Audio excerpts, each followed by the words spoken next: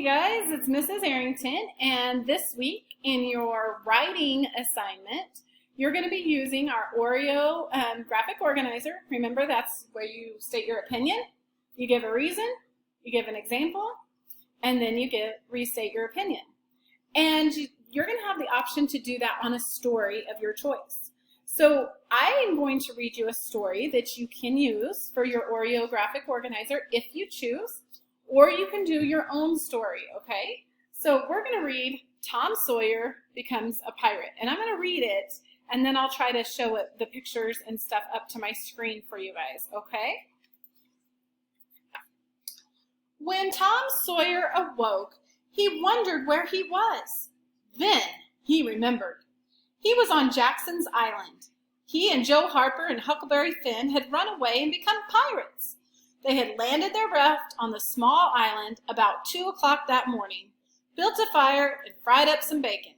Finally, they had fallen asleep. Tom woke Huck and Joe, and they raced down to the water for a swim.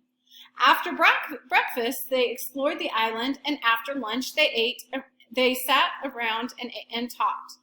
Then the talk died, and they started to get bored. Soon they grew homesick, but no one would admit it. As they sat there, they heard a deep, booming sound in the distance. "Oh, what's that?" asked Joe. "Somebody's drowned," Tom exclaimed. "That's it," agreed Huck.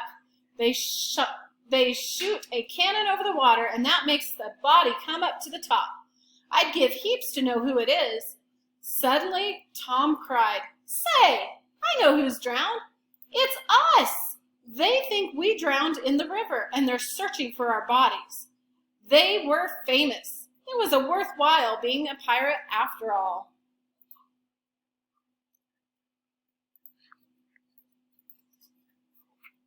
When the cannon had stopped firing, the boys caught some fish, cooked supper, and sat around the fire. Now that the excitement was over, Joe and Tom felt homesick again. That night, Tom left a note in Joe's hat and stole off into the dark. Before midnight, he was peeking through the window of his aunt's sitting room. He saw Aunt Polly, Mrs. Harper, his young brother Sid, and his cousin Mary.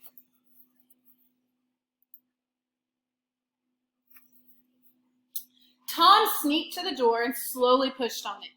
When it was open wide enough, he crawled through and disappeared under the bed. A breeze blew through the open door, and Sid got up close to it.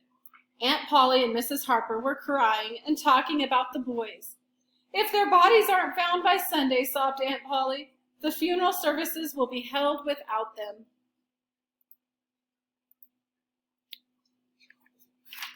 When Aunt Polly was alone and sound asleep, Tom crept out from under the bed and placed a note on the table. Suddenly, he had an idea.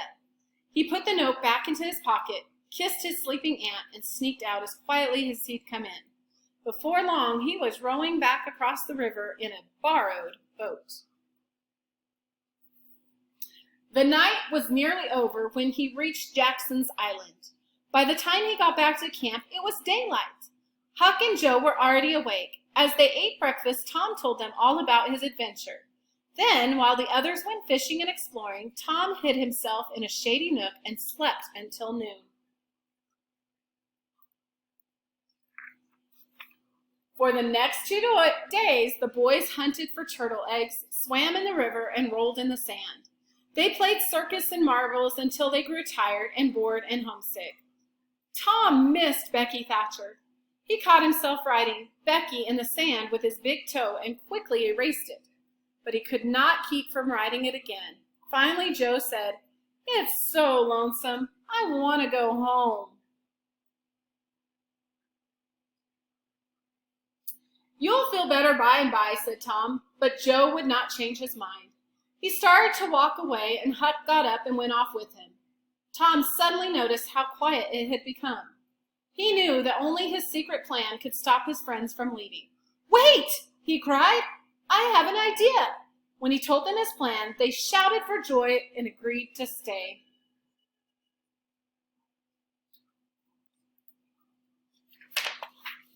That night, Joe and Tom smoked a pipe for the first time and got very sick. Around midnight, streaks of lightning turned night into day, and heavy rains pounded the island. The boys huddled in a tent under a sycamore tree. Then the wind blew and the tent went away. They were forced to find better shelter. When morning came, they realized how lucky they were. Lightning had struck the very spot where their tent had been.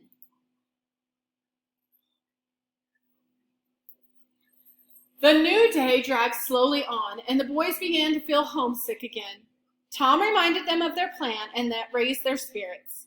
They spent the rest of the day playing Indians. They painted their bodies with war paint and raced off to attack a settlement. That night, they smoked their pipes without getting quite as sick as they had before.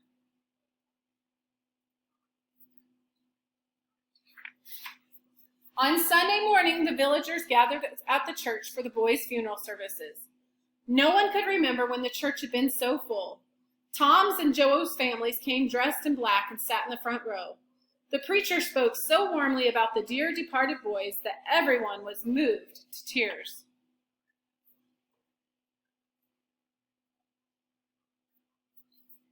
Suddenly, there was a sound in the choir loft.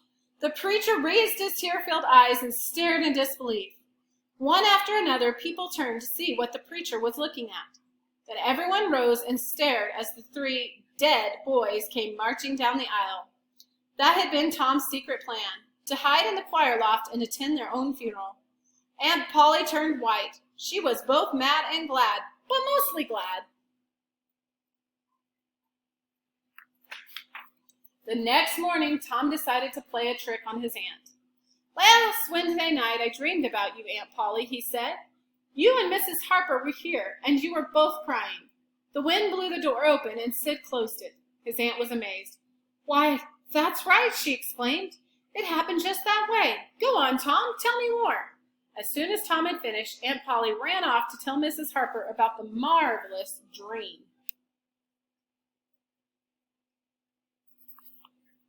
At school, Tom and Joe were heroes. Smaller boys followed them around the schoolyard. Boys their own age were filled with envy. The former pirates felt as if they had reached their highest glory.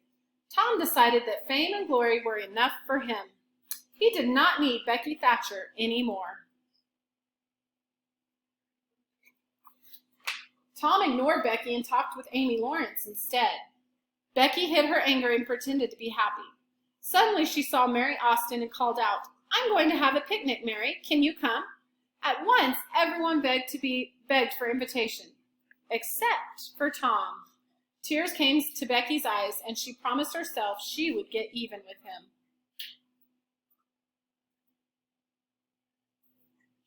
At recess, Tom thought he would get Becky jealous again, but Becky had a plan of her own.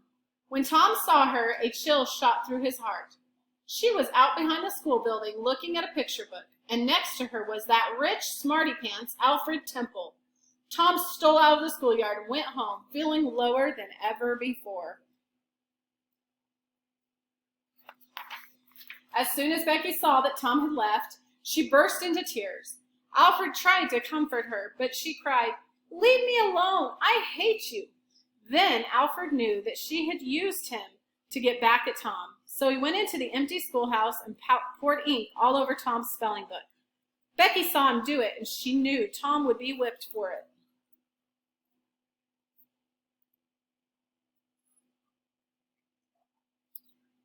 As soon as Tom got home, Aunt Polly said, "I ought to skin you alive. There I was telling Joe Harper's mother all that rubbish about your dream.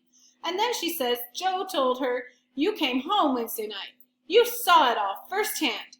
How could you let me go and make a fool of myself like that?" Tom felt bad. "I guess I didn't think," he said. Then Tom told his aunt why he had sneaked home that night.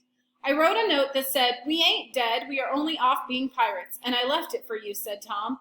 "But then I didn't want to spoil the joke about the funeral, so I put the note back in my pocket." Later, when Aunt Polly found the note in Tom's jacket pocket, tears of love poured through her eyes.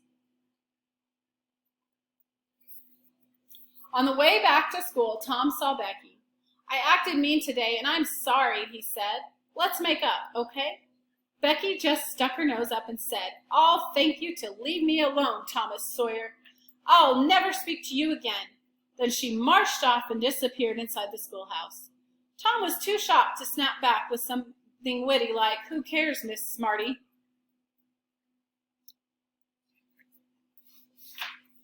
In the schoolmaster's desk was a mysterious book that every student was curious about. As Becky passed, she noticed the desk drawer was open. The room was empty, so she opened the book to take a peek. Just then, Tom came in. Becky was so startled that she ripped a page in the schoolmaster's book. She quickly shoved the book back into the drawer and fled from the room. That afternoon, Tom was whipped for spilling ink on his spelling book. Becky was glad because she was sure Tom was going to tell on her for what she had done. A few minutes later, the schoolmaster opened his mysterious book and cried out, "Who did this?" No one spoke. He asked each of the students and watched their face for some sign of guilt. Joseph Harper? Benjamin Rogers? Amy Lawrence? Becky was next. The schoolmaster said, "Rebecca Thatcher, did you tear this book?" A thought shot like lightning through Tom's brain. He sprang to his feet and shouted, "I done it!" Everyone stared at Tom's incredible folly. But as he stepped up to take the punishment, Tom saw surprise, gratitude, and adoration shining in Becky's eyes, and that was worth 100 whippings. On examination day, the boys and girls had to stand up and recite their final lessons in front of their parents and classmates. Suddenly, someone lowered a cat through a trap door in the ceiling. The cat grabbed the schoolmaster's wig and was quickly pulled back up the attic. Everyone laughed so hard that class was dismissed. Vacation had come. In the middle of summer, Miss Muff Potter's murder trial began. Injun Joe said that Potter had gotten drunk and killed a man in the graveyard. Tom and Huck knew that was a lie because they had seen Injun Joe commit the murder himself. The boys were too scared to tell anyone what they had seen. So even though they felt sorry for poor old Muff Potter, they had agreed to keep quiet.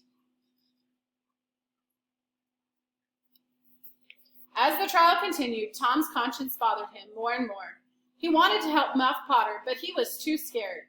So he just hung around outside the courtroom, listening for hopeful news. None came. The evidence was piling up against Potter, and no one knew Injun Joe was lying. Tom's conscience grew unbearable. That night, he finally did something about it. The next day, the courthouse was packed. One witness said he saw Potter washing in a brook on the night of the murder. Another witness said Potter's knife was found near the court. Potter's lawyer did not cross-examine even one of the witnesses. When the prosecutor finally said, "We rest our case," everyone figured Muff Potter was done for.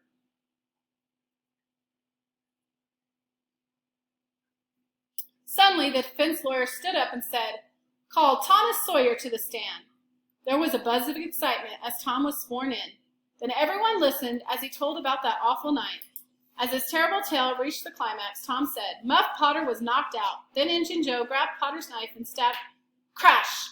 Quick as lightning, Injun Joe jumped through the window and ran for his life. Injun Joe escaped, but Muff Potter's life was saved. Tom became a hero once more. The grown-ups were proud of him, and every youngster in town envied him. His name appeared in the village paper, and some people even believed he might one day be president, if only he could stay out of trouble long enough. The end. All right, guys, have fun writing this week.